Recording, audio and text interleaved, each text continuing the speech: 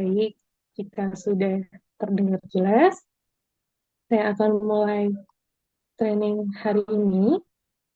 Assalamualaikum warahmatullahi wabarakatuh. Selamat malam, salam sejahtera untuk kita semua. Selamat datang untuk Bapak Ibu yang sudah bergabung di Zoom meeting training hari ini. Semoga saya selalu dimanapun Bapak Ibu berada. Karena nanti kita akan belajar berdiskusi kurang lebih 2 jam ke depan. Di sini saya Kakak Sekar selaku moderator yang akan memandu jalan acara training hari ini dengan tema kupas tuntas persyaratan ISO 45001 from Zero to Hero. Sebelum itu, saya akan memperkenalkan apa sih sebenarnya PT Jeep Karya Asih, yaitu sebuah perusahaan yang didirikan pada tahun 2017 bergerak di bidang QHSE, proses safety, dan engineering konsultan. Sejak berdirinya PT Jeep, kami sudah berkomitmen untuk memberikan pelayanan terbaik yang fokus pada kualitas. Komitmen ini terbukti dengan keberlangsungan perusahaan hingga saat ini, serta pengalaman yang luas dalam mendampingi beberapa klien yang sudah ada. Dan berikut adalah company profil kami.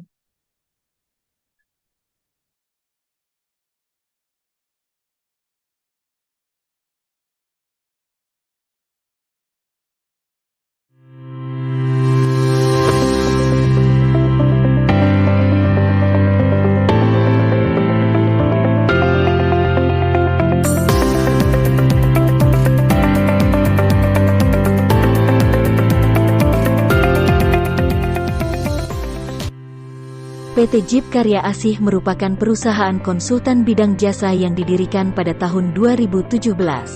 Perusahaan ini mewadahi para profesional di bidangnya dengan pengalaman kerja lebih dari 15 tahun. Berbekal pengalaman tersebut, kami bertekad untuk mendukung pemerintah dalam melaksanakan pembangunan dengan memberikan sumbangsih dan layanan jasa konsultasi terbaik yang dapat dipercayakan oleh semua pihak. PT Jeep Karya Asih memiliki visi untuk menjadi pemimpin di bidang jasa konsultan dan pengembangan sumber daya manusia baik lokal maupun internasional serta mencerdaskan kehidupan bangsa. Misi kami adalah 1. Meningkatkan kompetensi para tutor dan pelanggan. 2. Selalu mengupdate perkembangan informasi standar dan regulasi yang ada. 3. Memanfaatkan kecanggihan teknologi IT. 4. Selalu membina hubungan baik dengan stakeholder. 5. Menyediakan fasilitas training center terlengkap. 6. Menyediakan kurikulum yang terstandar, terakreditasi secara nasional dan internasional. Adapun jasa yang kami sediakan antara lain: 1. Jasa konsultasi dan sertifikasi ISO.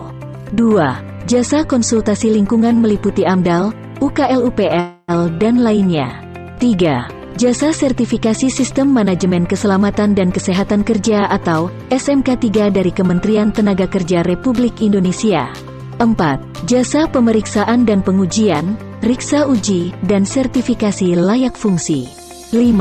Jasa pengurusan bisnis lisensi seperti SKA, SKT, SIUJK, SKUP Migas. 6. Jasa penyusunan dokumen Contractor Safety Management System, CSMS. 7. Jasa penyusunan dan kajian Hazard Operability Study, HAZOPS. 8. Jasa Manpower Services HSE.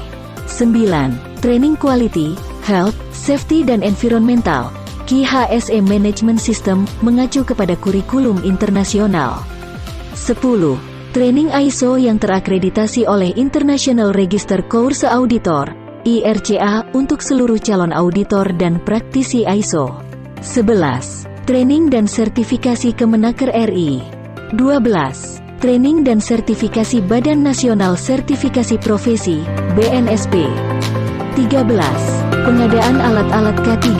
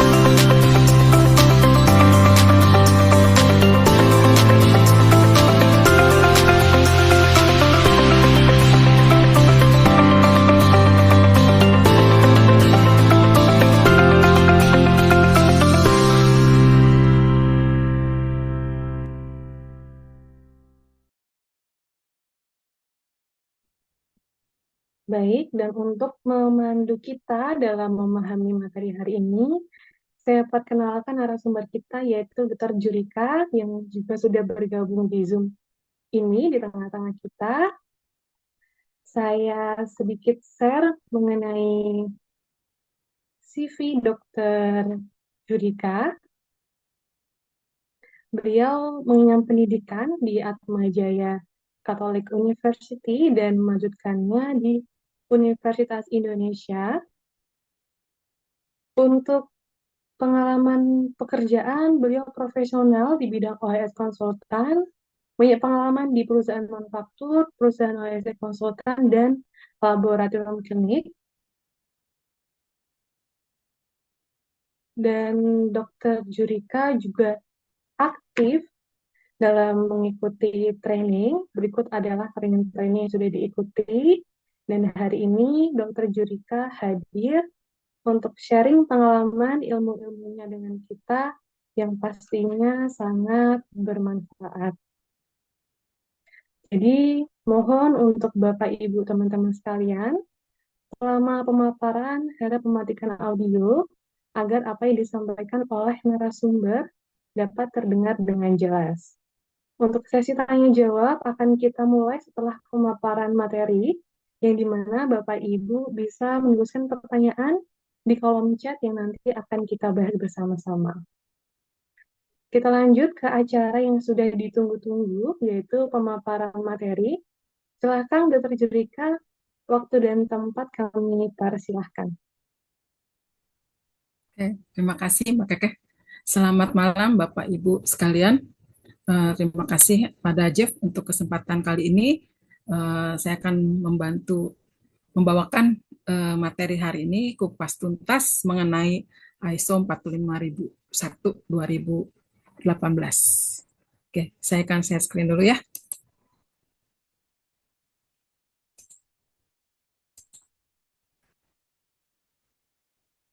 Terlihat jelas ya?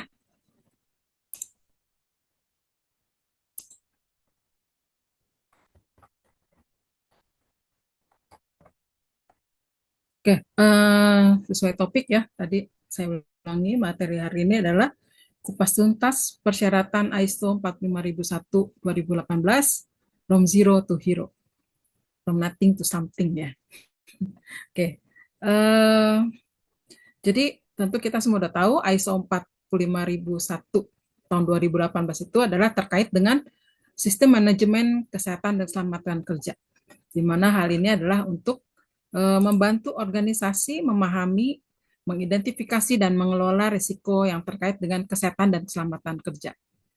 Karena kita tahu juga perusahaan itu bertanggung jawab atas kesehatan, baik secara fisik dan mental, dan keselamatan para pekerjanya, termasuk juga orang-orang lain yang berada dalam lingkungan kerja, seperti tamu, kontraktor, dan sebagainya. Dan di mana penerapan sistem manajemen K3 ini bertujuan untuk mewujudkan lingkungan kerja yang sehat dan aman, sehingga mencegah terjadinya kecelakaan dan penyakit akibat kerja. Selain itu, lingkungan kerja yang sehat dan aman juga membuat pekerja nyaman, sehingga otomatis produktivitas akan meningkat. Nah, satu hal yang penting di sini adalah bahwa keberhasilan penerapan SMK3 ini sangat bergantung pada faktor leadership, dalam hal ini adalah kepemimpinan dari top manajemen tentunya, dan adanya komitmen dan partisipasi dari semua level dan fungsional perusahaan.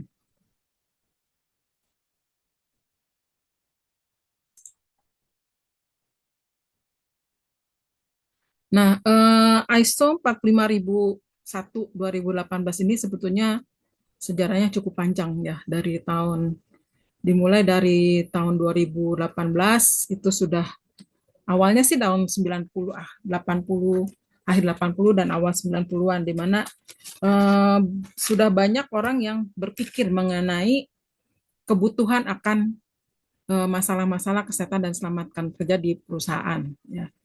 Terutama ini terkait juga sudah mulai pada saat tahun 87 ini sudah mulai ada ISO terkait dengan manajemen mutu ya. Jadi sudah mulai berpikir bagaimana menerapkan keselamatan dan kesehatan kerja di perusahaan.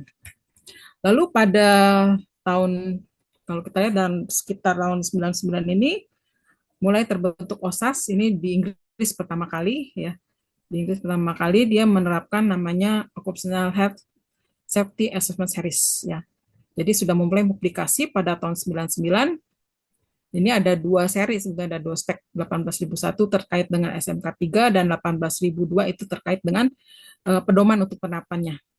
Namun saat itu ISO tidak memasukkan dalam standar standar manajemen yang harus tersertifikasi. Saat itu belum tercapai, belum disyaratkan oleh ISO ya. Nah, namun ini di Inggris terjadinya pada tahun 2001 mulai terbentuk juga di Australia dan New Zealand itu juga sudah mulai menerapkan sistem manajemen K3 ini sebagai persyaratan untuk perusahaan bisa bekerja sama dengan pemerintah. Lalu mulai tahun 2005 itu meningkat di Amerika Serikat, sudah menerapkan mengenai juga tentang K3 ini, di mana sebenarnya tujuannya adalah untuk meminimalisir resiko dan kecelakaan. Sedangkan pada tahun 2007, OSAS juga sudah terus berbenah karena ISO kan waktu itu tidak mengakui, jadi tidak mau melakukan sertifikasi. Jadi berbenah terus akhirnya sampai tahun 2007 terus dibenahi, dan sehingga pada tahun 2018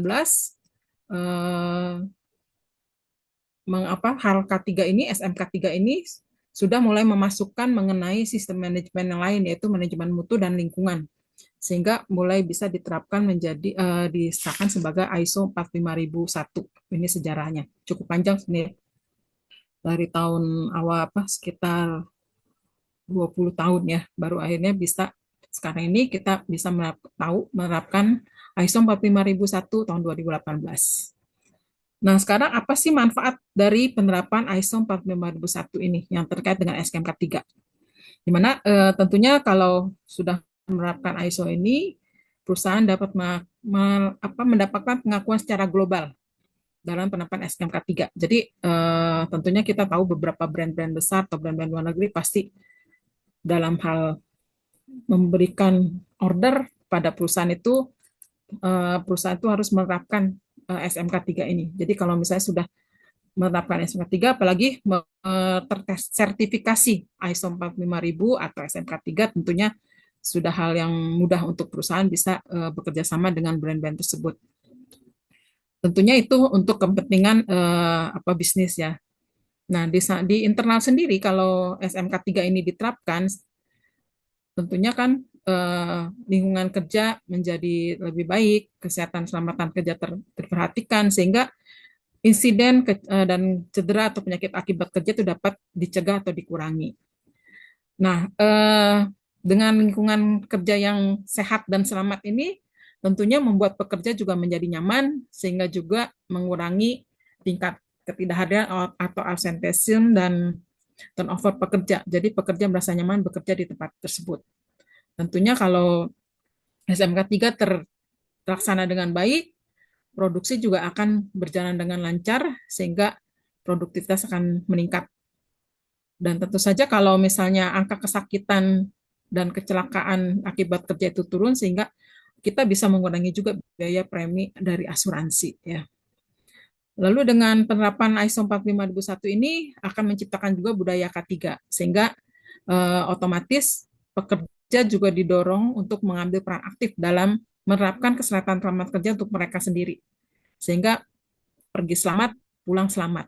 Masuk sehat, pensiun juga dalam keadaan sehat ya. Nah, yang penting lagi dalam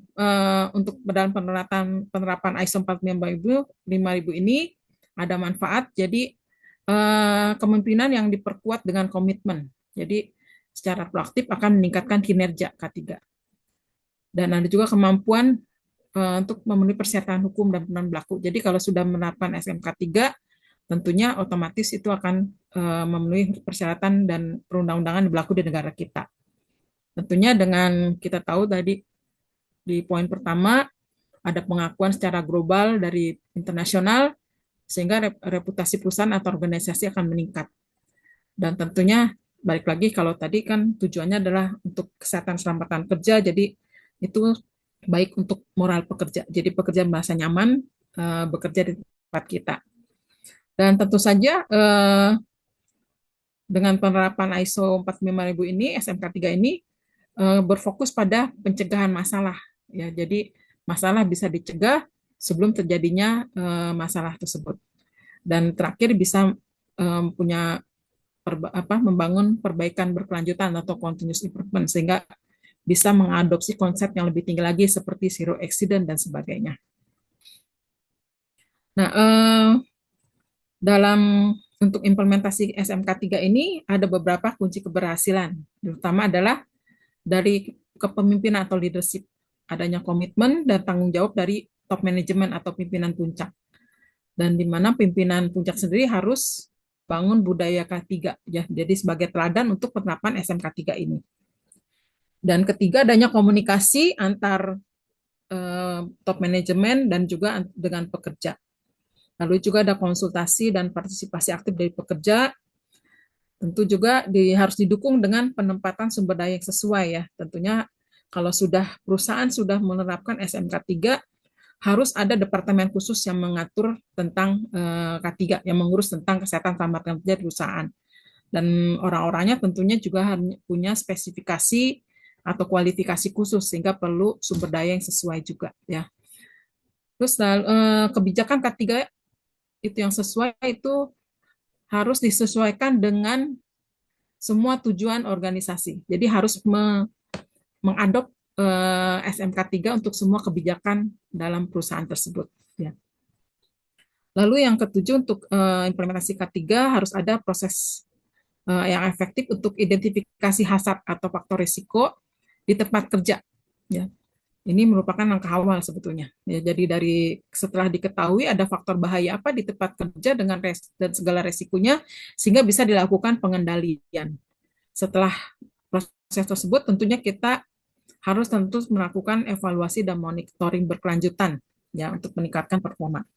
Dan yang penting lagi juga mengintegrasikan SMK 3 ini dalam semua proses bisnis perusahaan. Jadi misalnya kalau mau buka departemen baru atau divisi baru juga harus ada konsultasi atau komunikasi dengan departemen yang mengurus K3 ini. Dan lalu tujuan K3 ini harus juga sejajar dengan kebijakan K3 dan disesuaikan dengan peraturan perundang-undangan yang berlaku. Nah, seperti semua ISO, sistem manajemen yang kita sudah pelajari kemarin, ada ciri khasnya adalah adanya konsep PDCA, jadi Plan Do Check Act, ya. PDCA. Jadi plan itu adalah menentukan atau menilai resiko dan peluang terkait K3. Ya. Dan dalam hal ini juga kita menetapkan tujuan, ruang lingkup, dan kebijakan K3. Ini plannya. Dan Do-nya adalah implementasi dari rencana tindakan dan pengendalian K3 tersebut. Cek itu terkait dengan pemantauan dan mengukur semua kegiatan dan proses pengendalian, serta evaluasi dan report hasil kegiatan. Dan Act adalah mengambil tindakan yang untuk peningkatan performa K3 yang berkelanjutan. Nah, kalau kita lihat cycle-nya, nanti kita pelajari bahwa dari klausul-klausul yang ada di ISO itu, PDCA ini dimulai dari klausul yang keempat. Ya. Ini kita lihat, dan itu terus berkelanjutan. Jadi suatu lingkaran yang tidak terputus, suatu cycle atau siklus. Nah, tadi sudah saya singgung tentang klausul ISO 45001 ini. Ini ada 10 klausul yang terkait. Pertama adalah ruang skop atau ruang lingkup ya. Ini di sini dijelaskan tentang cakupan dan batasan dari SMK 3 yang akan kita implementasikan. Dan dalam hal ini kita perusahaan harus menentukan ruang lingkupnya mau seperti apa, jadi sesuai dengan konteks organisasi yang kita di tempat kita bekerja. Ya. Lalu ada yang kedua adalah acuan normatif, yaitu referensi yang kita pakai dalam penerapan SMK 3 ini. Ya. Lalu yang ketiga adalah istilah dan definisi atau term and definition. Ini terkait dengan definisi-definisi yang dipakai dalam ISO 45000 ini. Jadi di situ nanti ada yang apa yang dimaksud dengan risk, apa yang termasuk incidence, conformity, non-conformity, corrective action, dan sebagainya. Itu adalah definisi-definisi. Nah, ini tadi yang keempat adalah konteks organisasi atau konteks of the organization ya. Ini dalam klausul ini mengharuskan perusahaan untuk mengidentifikasi dan memahami konteks internal dan eksternal yang mempengaruhi SMK 3 yang berlaku, termasuk pemahaman terhadap kebutuhan dan harapan para stakeholder serta penilaian isu-isu yang terjadi yang terkait dengan K3. Tentu saja. Lalu kelima adalah leadership and worker participation atau kepemimpinan partisipasi pekerja ya. Jadi menerangkan tentang pentingnya peran manajemen dalam memastikan komitmen terhadap K3 tersebut. Tentunya dalam hal ini juga termasuk dalam hal ini adalah bahwa manajemen harus menyediakan sumber daya yang sesuai untuk penerapan SMK 3 ini ya. Lalu juga dalam kepemimpinan partisipasi ini pekerja harus mendapatkan informasi atau mengetahui tentang SMK 3 ini. Jadi nanti terkait sini adalah adanya training-training terkait dengan SMK 3 kepada para pekerja. Lalu untuk perencanaan atau planning ini yang termasuk di sini adalah perusahaan harus mengidentifikasi faktor bahaya dan faktor risiko di tempat kerja. Jadi melakukan HRA atau HIRAK atau seperti kemarin yang training sebelumnya identifikasi aspek dan dampak. Jadi pekerjaan seperti itu kurang lebih sama prosesnya ya. Jadi kita mengetahui bagaimana proses kerja, lalu ada faktor risiko apa di situ yang bisa menyebabkan menjadi faktor bahaya terhadap kesehatan dan keselamatan pekerja, lalu peluang dari faktor risiko itu dan apa risiko yang bisa diterima pekerja, lalu nanti kita tentukan bagaimana pengendaliannya, seperti itu. Lalu pengendaliannya yang terkait dengan operation ya, nanti di 8 pengendalian di situ ya. Lalu juga yang ke-7 itu adalah perlunya dukungan atau support klausul 7 ya. Ini terkait dengan penyediaan sumber daya, kompetensi, komunikasi dan dokumentasi. Itu terkait dengan hal-hal tersebut untuk klausul yang nomor 7. Yang operation yang klausul 8 itu terkait dengan pengendalian atau operasional sehari-hari terkait dengan kebijakan K3 ya, termasuk dengan identifikasi dan pengendalian resiko K3 serta dalam hal ini adalah penanganan kondisi gawat darurat ya, di sini di operation. Lalu yang penting tadi termasuk dalam cycle itu bahwa setiap operasi atau operation yang atau act yang sudah yang sudah kita lakukan itu juga harus selalu kita evaluasi ya.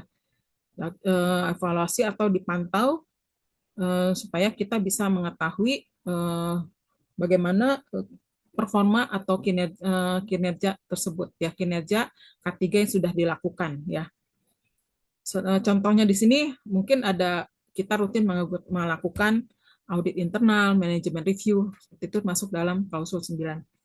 Sedangkan yang continuous improvement atau perbaikan berkelanjutan ini menyangkut adalah identifikasi dan tindakan korektif yang dilakukan terhadap berbagai potensi penyimpangan yang mungkin terjadi dalam masalah kesehatan keselamatan kerja tersebut.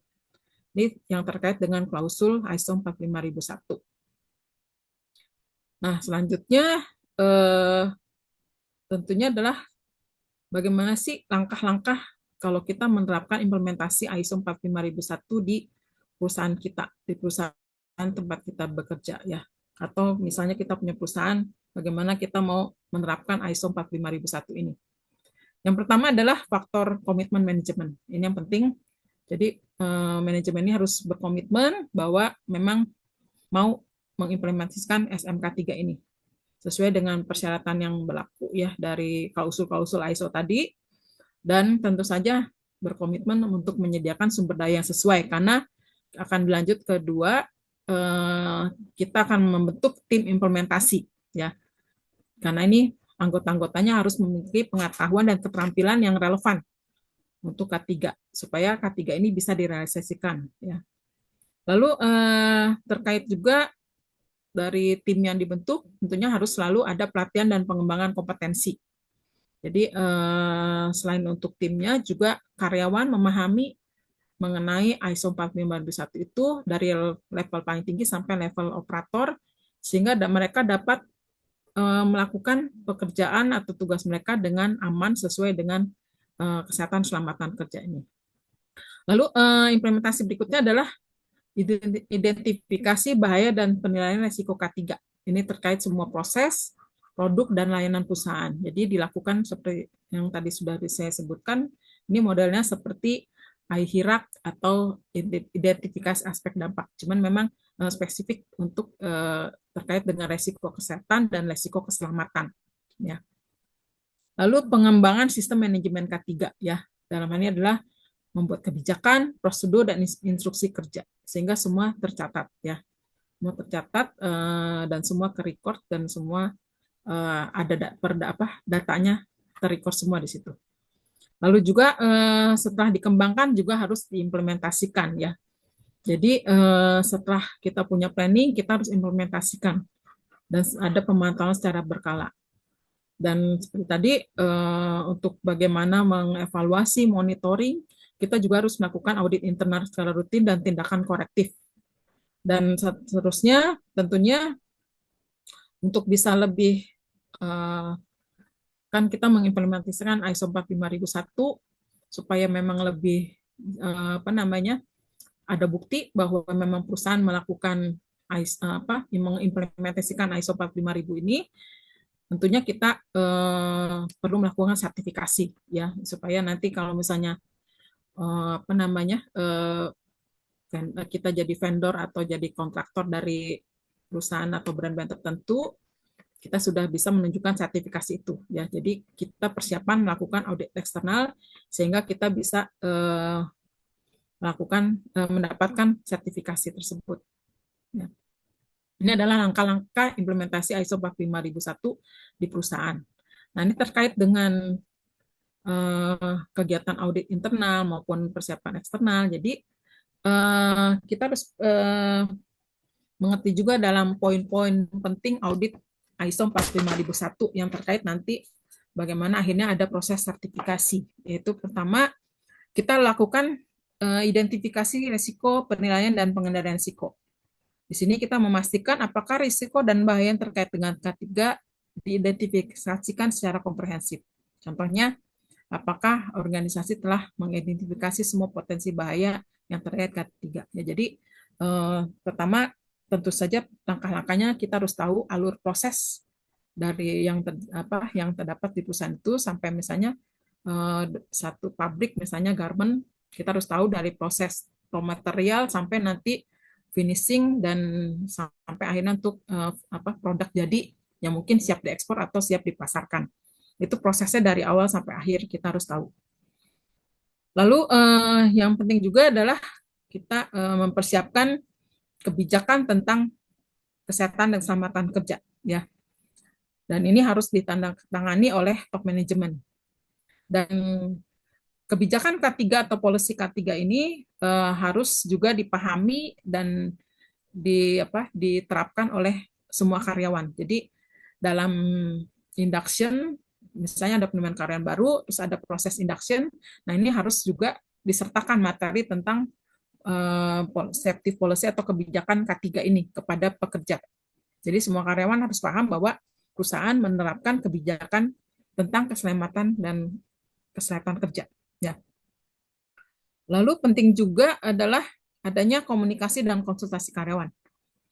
Ya, jadi bagaimana karyawan bisa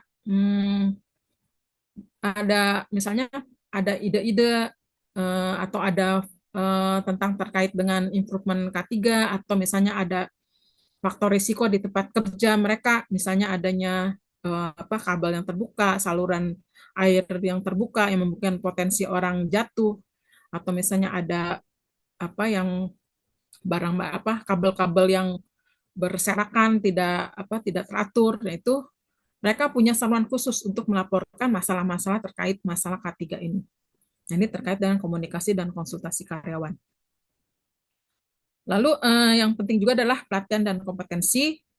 Semua karyawan harus menerima pelatihan yang terkait dengan kompetensi mereka yang terkait dengan K3 ya. Jadi tentu di sini adalah kita harus mempunyai namanya need analisis untuk kebutuhan training pekerja, juga kita harus punya matriks training yang dibutuhkan pekerja ya. Ini kita buatkan di situ. Lalu kita juga harus melakukan pemantauan dan pengukuran kinerja K3 ya. Ini memastikan apakah ada performa K3 ini dipantau secara teratur oleh perusahaan. Lalu pengelolaan insiden dan tindakan perbaikan, misalnya ada suatu insiden terjadi, ada kecelakaan di lokasi A, lalu ada apa namanya investigasi, dan lalu setelah itu ada proses, setelah ditemukan apa penyebabnya bisa dilakukan tindakan perbaikan. Seperti itu. Setelah itu juga yang poin penting dalam audit ISO 45000 adalah pentingnya itu tadi dalam operation adalah pengelolaan rencana tanggap darurat ya. Jadi perusahaan itu harus punya kesiapan dan prosedur evakuasi dalam situasi darurat tempat kerja, dan juga harus direview dan diuji serta di training ya. Jadi harus ada training tentang misalnya bagaimana pemadam kebakaran, apa namanya terkait dengan P3K di tempat kerja, gawat darurat tempat kerja, ini masuk dalam poin penting dalam audit ISO 45000. Lalu juga harus ada audit internal dan review manajemen yang rutin dan dicatat hasilnya dan bagaimana corrective action atau tindakan perbaikannya. Ini poin-poin penting dalam persiapan untuk audit ISO 45001. Nah, terkait tadi kan ada persoalan tentang audit, internal audit, dan mungkin juga kita ke depannya mau jadi auditor ISO 45001. Nah, ini langkah-langkahnya sebelum kita melakukan audit ISO 45001 adalah pertama kita harus pahami dulu standar ISO-nya ya. Kita harus baca dokumen standarnya, kita pahami persyaratannya, kita mengerti tentang klausul-klausulnya ya. Jadi ini angka audit ISO ini tentu saja bukan hanya karena kita bertujuan menjadi auditor, tapi juga ini diterapkan misalnya kita menjadi tim internal auditor ISO 45001 di tempat kerja kita. Lalu kita juga identifikasi tujuan audit kita seperti apa sih tujuan internal audit ISO 45001 ini? Apakah misalnya apa namanya untuk sertifikasi atau misalnya untuk melihat faktor apa sih faktor resiko di tempat kerja. Nah, itu seperti itu tujuan auditnya. Lalu identifikasi aspek-aspek K3 di sini adalah faktor risiko yang ada di tempat kerja, seperti misalnya adanya kecelakaan kerja yang tinggi, ada faktor bahaya kimia, ada tiba-tiba ada penyakit akibat kerja. Nah, ini aspek K3 yang harus diidentifikasi. Lalu dalam kita untuk audit ISO 45000 juga kita mulai merancang pertanyaan dan pernyataan yang berdasarkan klausul yang ada di ISO 45001 ya. Nanti yang itu akan kita ajukan selama proses audit. Dan sesuaikan juga dengan kondisi lokal ya. Jadi kita harus menyesuaikan pertanyaan atau pernyataan pertanyaan audit itu dengan kondisi perusahaan yang akan kita audit ya. Apakah bagaimana jenis isunya, jenis pekerjaannya, juga peraturan-peraturan lokal yang berlaku di perusahaan tersebut.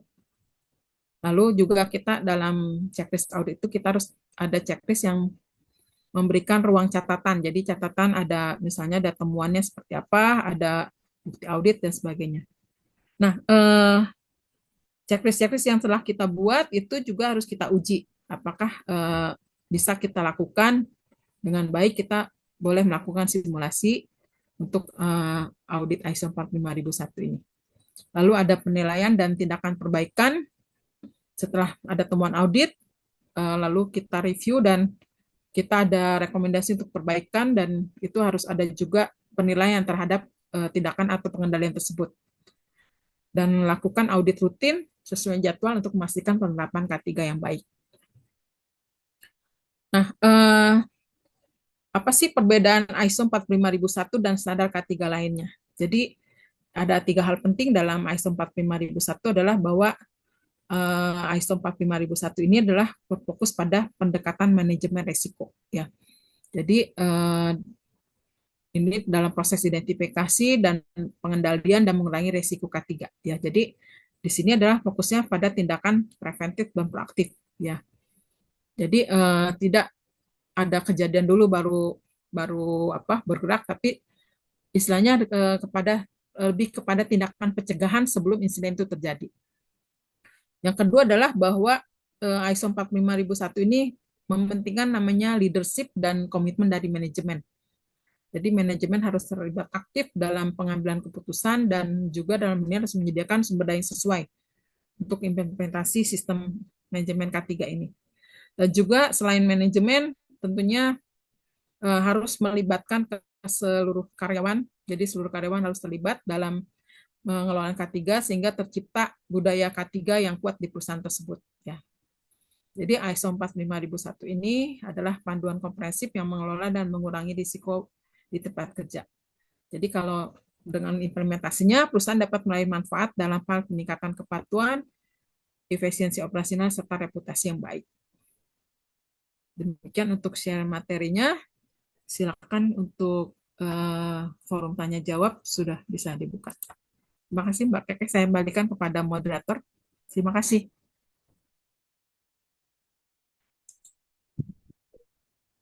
Baik, terima kasih Dr. Judika atas materi yang sudah disampaikan. Tadi kita sudah refresh dari sejarahnya, manfaat menerapkan ISO 45001 dan lain-lain.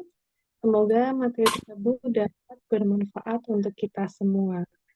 Sebelum ke sesi tanya jawab, berikutnya ada tim dari PT Jeep Karya Asih yang akan memperkenalkan lebih detail lagi mengenai perusahaan kami. Mungkin bisa dimulai, Mbak Sifah, waktu dan tempat saya persilahkan.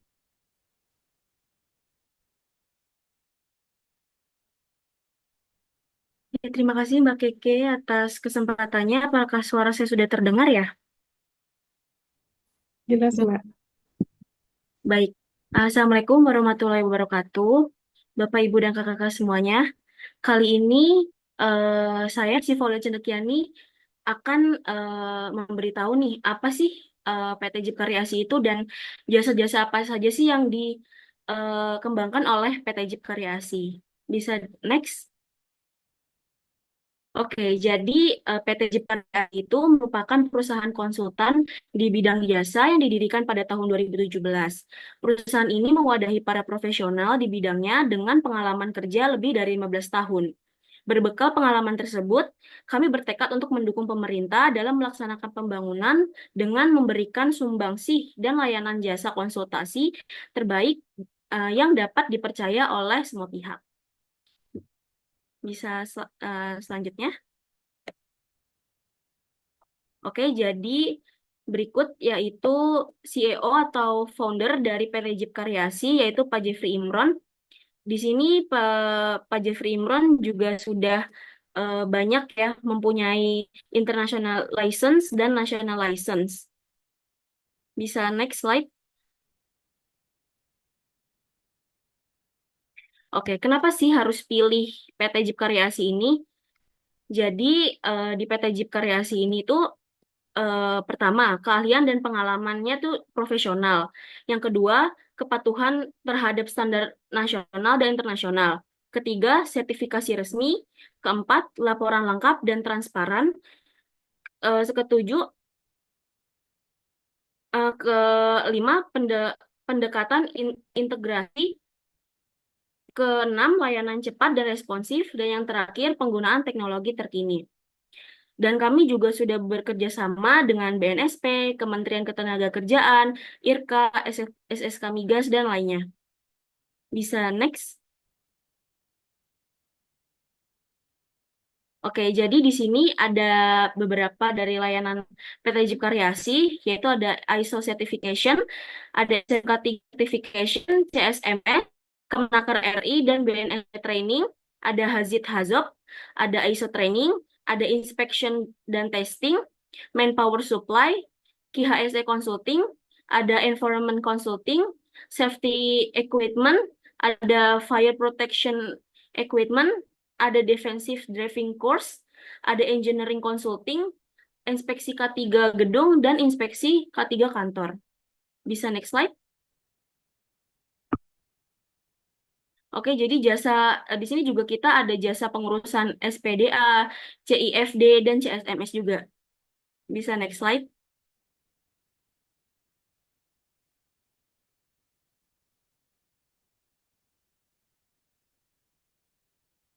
Oke, jadi di sini ada beberapa dokumentasi dari layanan kami ya, mulai dari serah terima sertifikat, ada uji riksa, dan ada di sini ada beberapa apa namanya proses konsulting ya. Bisa next?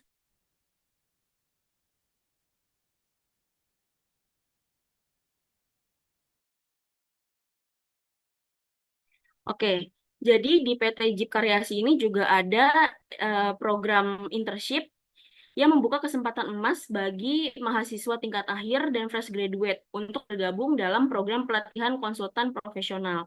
Benefitnya apa aja sih dari internship ini? Jadi benefitnya yaitu pertama bisa mendapatkan pelatihan intensif dari pakar konsultan berpengalaman. Kedua, memahami standar internasional seperti ISO 9001, ISO 14001, ISO 45001, ISO 27001, dan lain-lain. Ketiga, siap bersaing di dunia kerja dengan keterampilan konsultan yang diakui. Bisa next?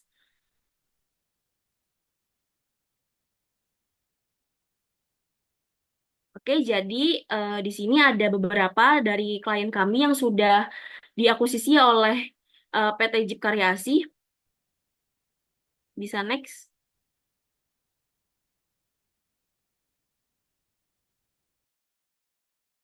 Oke, jadi buat bapak-bapak, ibu-ibu, dan kakak-kakak semuanya yang pengen ngepoin banget nih lebih lanjut tentang PT Jeep Karyasi, kita juga ada Instagram, ada TikTok, ada website, dan bahkan ada LinkedIn juga. Bisa next?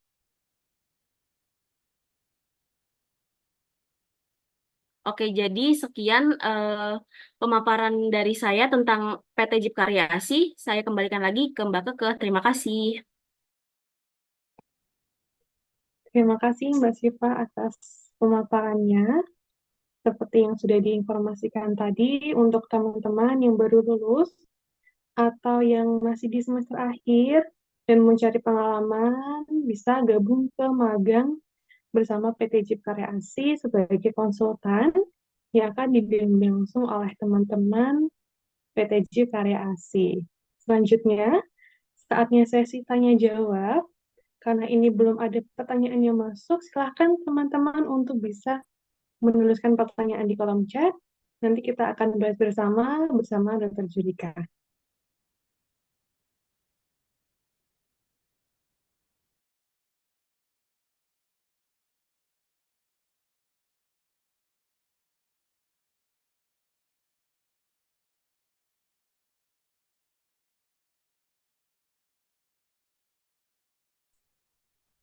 Ini jelas semua atau bingung semua ya?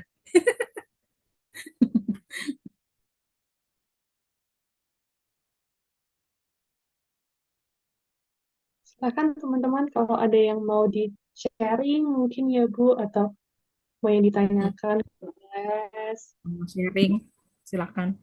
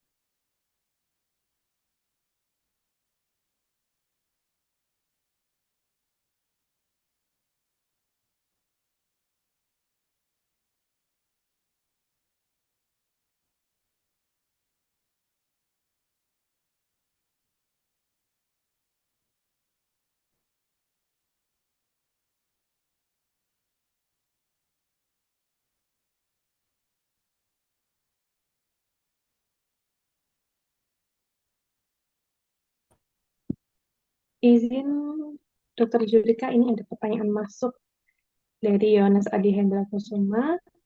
Untuk ISO 45001 ini apakah sangat diperlukan oleh perusahaan untuk dilaksanakan?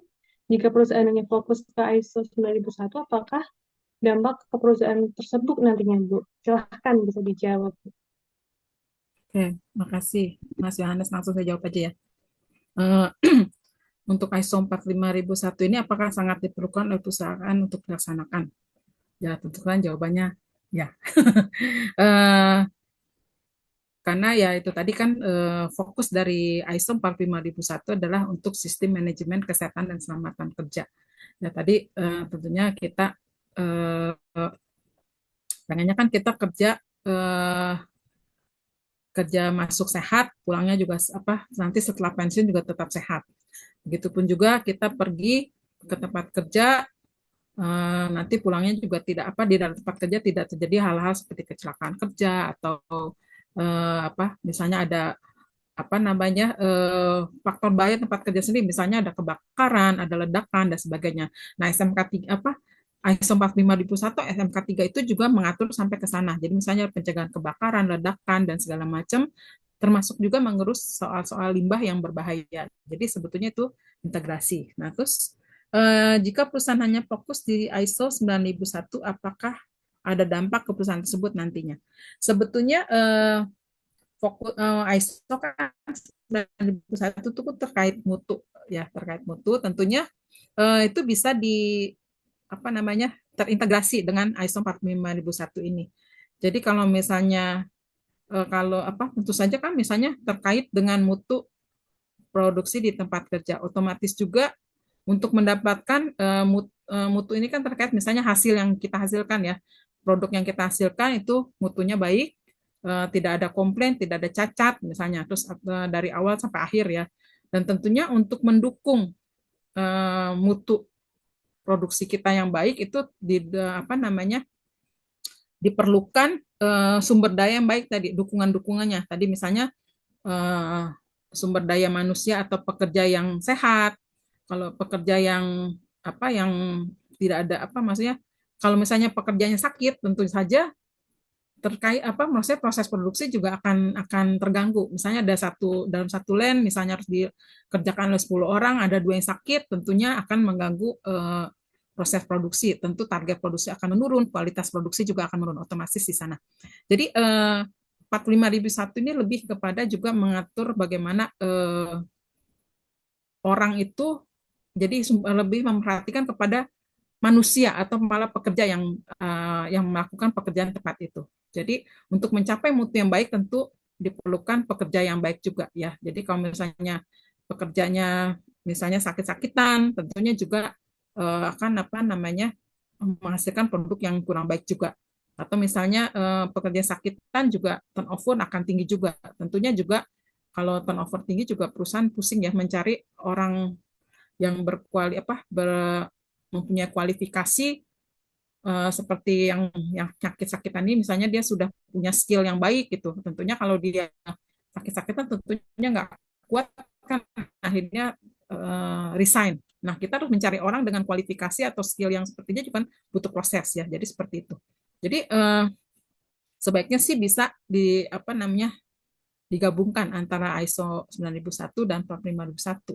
9000 kita terkait dengan mutu produksi dan 451 kita mengatur tentang pekerjanya. Jadi kalau pekerjanya sehat, tentunya juga akan menghasilkan produk yang baik juga. Untuk saya lanjut ya. Jadi seperti itu Pak Yohanes. Jadi kaitannya seperti itu sih ya untuk lebih ininya.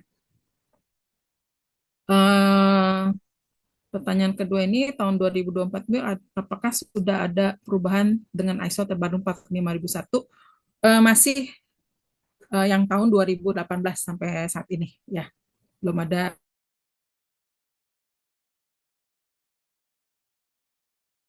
apa bentuk ISO 45001 dan ISO 9001. Nah, ISO 45001 jadi implementasinya ya misal tadi kalau yang 45001 itu kan terkait dengan kesehatan dan keselamatan kerja. Tadi ada poin-poin yang penting dalam penerapan ISO 45001 itu. Pertama adalah kita melakukan identifikasi faktor bahaya di tempat kerja. Tentunya kalau kita bisa mengidentifikasi faktor bahaya apa yang terjadi di tempat kerja sehingga kita tahu resikonya apa, dan selanjutnya kita bisa melakukan pengendalian. Misalnya satu proses di tempat kerja, misalnya proses untuk contohnya dalam pabrik kimia, misalnya pada pabrik kimia gitu kan. Di situ ada proses pembuatan misalnya surfaktan atau segala macam. Itu kan ada untuk menjadi suatu bahan kimia yang akan bahan kimia akhir, itu kan proses pencampuran beberapa bahan kimia. Tentunya bahan kimia ini kita tahu juga mempunyai efek terhadap kesehatan orang yang misalnya itu ada kan bisa terhirup, tertelan, atau mungkin juga ada tumpahan segala macam, dan itu ada faktor resiko bahaya di situ. Tentunya kalau kita bisa menilai apa namanya misalnya bahaya kimia di tempat itu, jadi kita bisa identifikasi ada faktor bahaya kimia di tempat kerja. Lalu kita identifikasi bahan kimia apa yang dipakai di tempat itu. Apakah misalnya logam berat? Nah, kita tentu tahu kan kita akan mencari logam berat itu berefek apa terhadap kesehatan manusia. Misalnya dia terinhalasi, itu akan menyebabkan misalnya ada beberapa zat yang karsinogenik atau menyebabkan kanker seperti itu. Nah, setelah kita tahu misalnya logam berat ini bersifat karsinogenik atau menyebabkan kanker. Nah, selanjutnya kita lakukan pengendalian. Pengendalian apa sih supaya zat kimia yang kita pakai ini tidak sampai menyebabkan kanker pada pekerja yang terus-terusan terpapar di situ. Tentunya misalnya awalnya kita lakukan juga pengukuran bagaimana kadar kadar bahan kimia ada yang terekspos pada pekerja. Misalnya, ternyata apakah melebihi atau tidak melebihi nilai ambang batas. Misalnya ternyata harus melebihi ambang batas. Nah, terus ada tindakan pengendalian, misalnya ada pengendalian engineering, misalnya yang tertinggi adalah disubstitusi, misalnya, tapi ternyata tidak bisa karena itu misalnya bahan baku utama. Lalu kita lakukan misalnya pengendaliannya secara administratif. Mungkin kita lakukan misalnya exhaust yang harus exhaust yang harus selalu di-maintain sehingga bisa mereduce bahan kimia yang terpapar di tempat kerja. Lalu juga pengendaliannya misalnya pekerja tidak boleh terlalu lama di tempat itu. Atau misalnya kalau misalnya dia pekerja harus bekerja sampai itu, alat pelindung diri apa yang harus digunakan? Apakah misalnya cukup masker biasa atau ternyata harus pakai masker yang yang lebih tinggi lagi, lebih advance lagi seperti itu. Atau misalnya ternyata kalau masker atau dengan pakai gloves atau sarung tangan aja tidak cukup, misalnya harus pakai baju hazmat seperti itu. Nah, tentunya itu adalah salah satu contohnya. Nah, kalau misalnya itu kan tadi ISO 14001 kaitannya dengan 9001. Nah, kalau misalnya kita tahu kan misalnya pekerja terus-terusan terpapar di tempat kerja itu, ya nanti kan misalnya tadi ada zat yang secara ekstrim, misalnya dia menyebabkan kanker, ya memang sih jangka panjang. Nah, kalau misalnya suatu saat pekerja tahu bahwa ada bahan kimia yang menyebabkan kanker di tempat itu, tentunya dia juga bekerja tidak nyaman, apalagi tidak ada pengendalian. Nah, itu tentunya berkaitan dengan ini masalah moral ya. Jadi akhirnya nggak nyaman. Akhirnya pekerja itu tidak fokus pada pekerjaannya yang bisa menghasilkan produk yang berkualitas ya. Tentunya dia akan selalu cemas, selalu was-was apakah bahan kimia ini tidak menyebabkan sakit pada saya seperti itu. Jadi setelah kita lakukan pengendalian, tentunya pekerja akan bekerja dengan tenang, dengan nyaman. Tentunya kalau pekerja bisa bekerja dengan tenang dan nyaman, maka akan menghasilkan produk yang lebih baik. Jadi tidak istilahnya nggak gagal fokus gitu, nggak hanya fokus pada aduh ini banyak bahaya di tempat kerja gitu. Jadi dia bisa fokus bagaimana menghasilkan produk yang baik. Nah, terkait dengan produk yang baik tentunya ini terkait dengan ISO 49000 ya, terkait mutu. Seperti itu. Kira-kira gitu Pak Budi Muhinar kaitannya ya. Jadi kita mengelola ISO 45001 itu mengelola pekerja dan lingkungan kerja supaya menghasilkan produk yang bermutu yang disyaratkan tentang ISO 9001. Itu contohnya realnya seperti itu ya.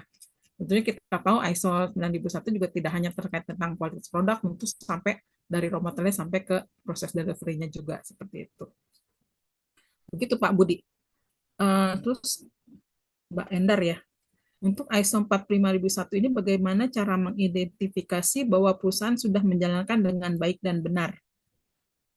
Untuk ISO pertama itu tadi kan ada syarat-syaratnya ya. Pertama kan tadi ada komitmen manajemen yang dituangkan dengan kebijakan K3 ya. Jadi biasanya kebijakan atau polisi K3 itu tercantum tertempel di misalnya pada saat kita masuk itu sudah mulai menerapkan.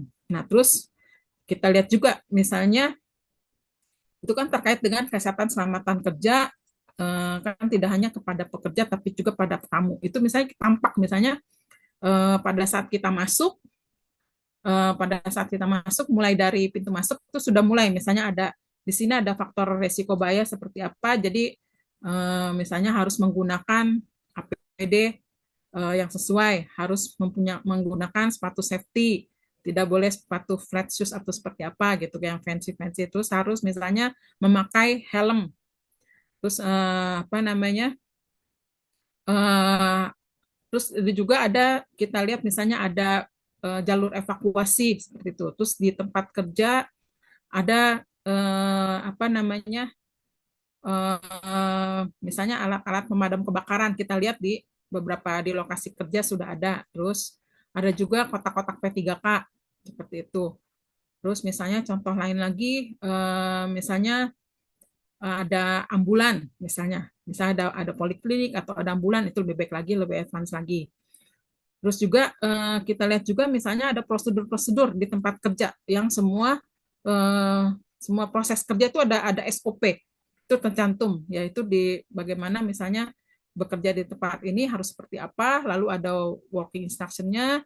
Terus juga misalnya kayak tadi misalnya contoh bekerja di tempat yang ada bahan kimia, produk kimia itu. Nah, nanti di situ tercantum semua ada MSDS yang tercantum di situ yang bisa diakses oleh pekerja dan juga kita bisa melihat bahwa apa namanya kita pun sebagai orang bisa lihat oh ada MSDS. Nah, terkait misalnya ada bahaya kimia tempat itu kita juga melihat misalnya ada shower, misalnya ada pekerja yang potensi terpercik bahan kimia atau apa. Nah, itu ada shower. Kita lihat ada untuk bagaimana supaya yang terpercik itu bisa langsung bisa mandi atau bisa cuci muka atau cuci mata untuk mata shower untuk eye wash station seperti itu.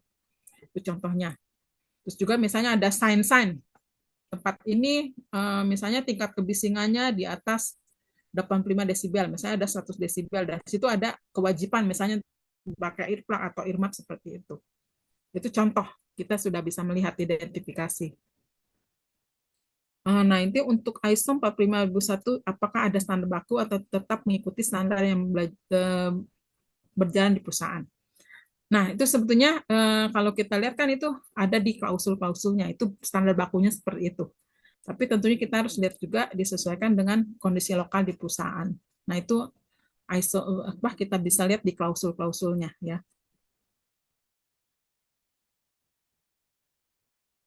Pak Budi tadi ya. Jadi maksudnya ISO 45001 dan ISO 9001 diadakan peralatan dokumen dan prosedur.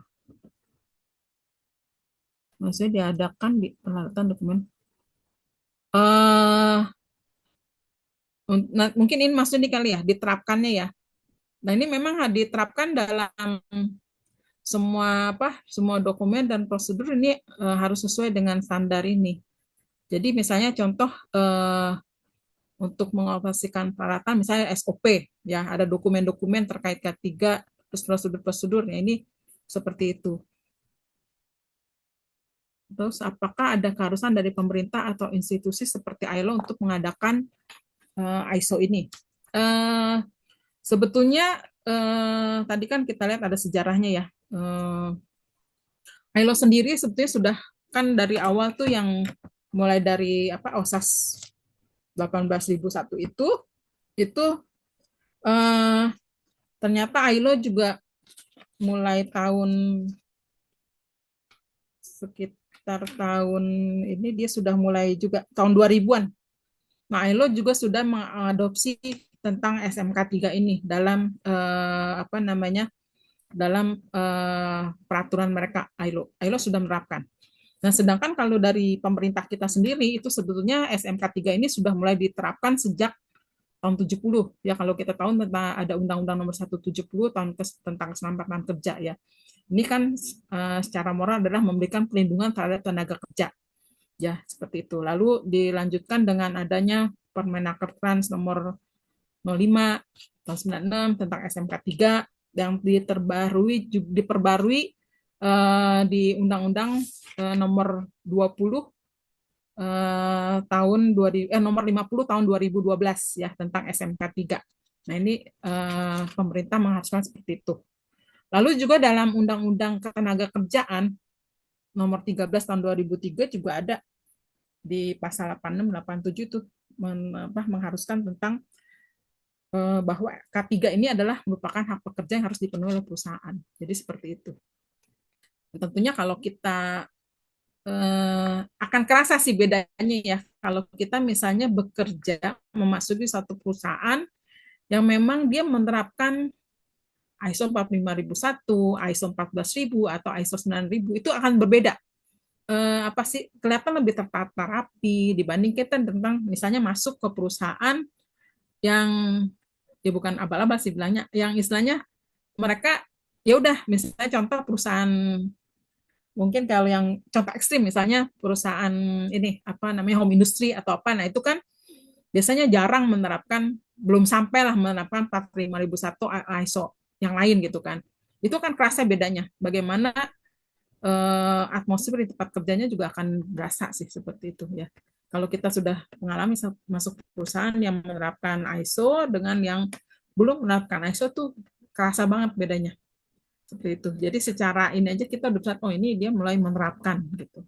Jadi kalau yang menerapkan ISO misalnya dari pintu masuk pun dari security itu sudah mulai kita bisa berasa gitu. Oh mereka menerapkan dari ISO 9000, ISO 14000, ISO 45000 bahkan ISO yang apa namanya yang tentang apa sih yang CityPad atau termasuk juga yang ada yang 37 yang bribery ya untuk anti penyuapan dan sebagainya. Jadi itu kan akan terasa. Kalau berapa persen perusahaan ada di Indonesia menerapkan ISO 9000, kalau kita lihat sih tentunya perusahaan-perusahaan yang brand-brand besar tuh biasanya sudah menerapkan ISO 9000. Cuman persentasenya berapa karena harus identifikasi dulu nih perusahaan-perusahaannya. Ya, tapi biasanya kalau perusahaan besar, perusahaan yang menghasilkan misalnya brand-brand besar, misalnya perusahaan garment yang misalnya mengerjakan produk brand misalnya Adidas, Nike, Puma, dan lain-lain, atau footwear yang mengerjakan brand-brand tertentu, itu biasanya mereka diwajibkan untuk menerapkan ISO 9001. Atau juga misalnya perusahaan-perusahaan yang misalnya dia harus misalnya kayak misalnya bekerja sama dengan misalnya brand-brand Walmart segala macam itu juga harus menerapkan ISO ini ya 9000, 14000 dan 45000.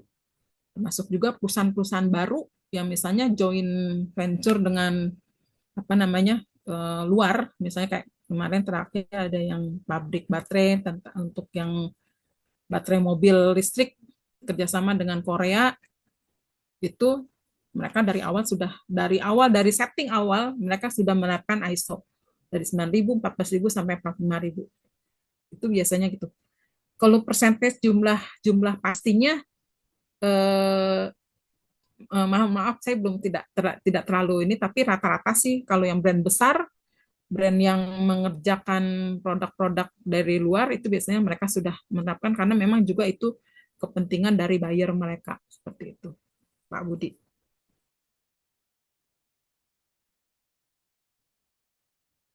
Ya, ada lagi? Kira-kira menjawab tidak Pak Budi? Pak siapa tadi? Bu siapa nih? Bu Endar, Pak Muhammad, Pak Yohanes, kira-kira bisa menjawab? Kalau nggak masih belum jelas nanti Mbak Keke. Nanti kita jelaskan lagi di grup.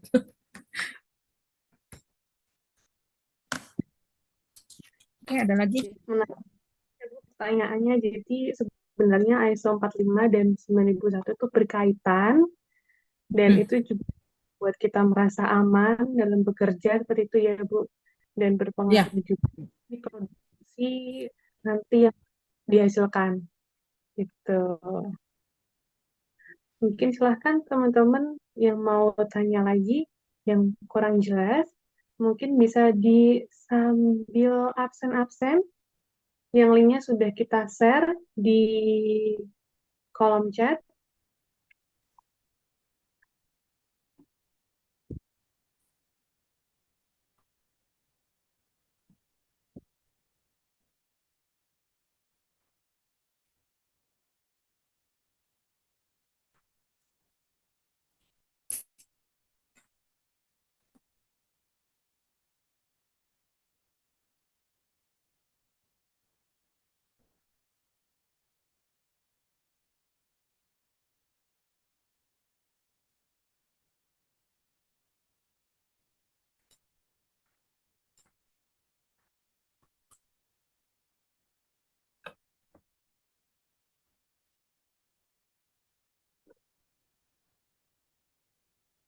Baik, karena sudah tidak ada yang bertanya, mungkin nanti baru kepikiran atau kita sudah closing, nanti teman-teman bisa chat ke admin kami, nanti bisa dibantu jawab oleh Dr. Judika. Saya ucapkan terima kasih kepada Bapak Ibu yang sudah join dan aktif memberikan pertanyaan. Dan saya terima kasih kepada Dr. Judika untuk materi yang sudah disampaikan. Harapannya semoga materi dapat membawa impact yang positif bagi kita semua.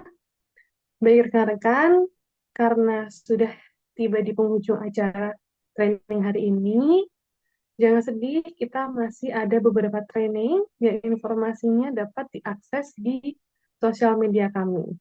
Sebelum kita tutup Zoom hari ini, mohon Bapak Ibu bisa on cam untuk kita foto bersama. Silahkan untuk di-on-kan kameranya.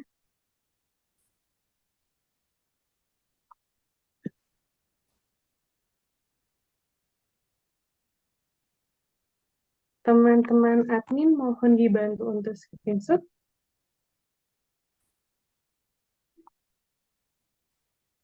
Baik, 1, 2, 3.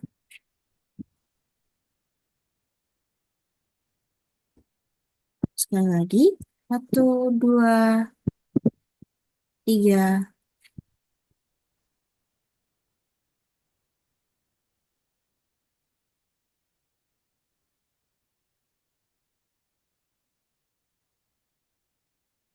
Boleh silakan Mbak Keke. Terima kasih.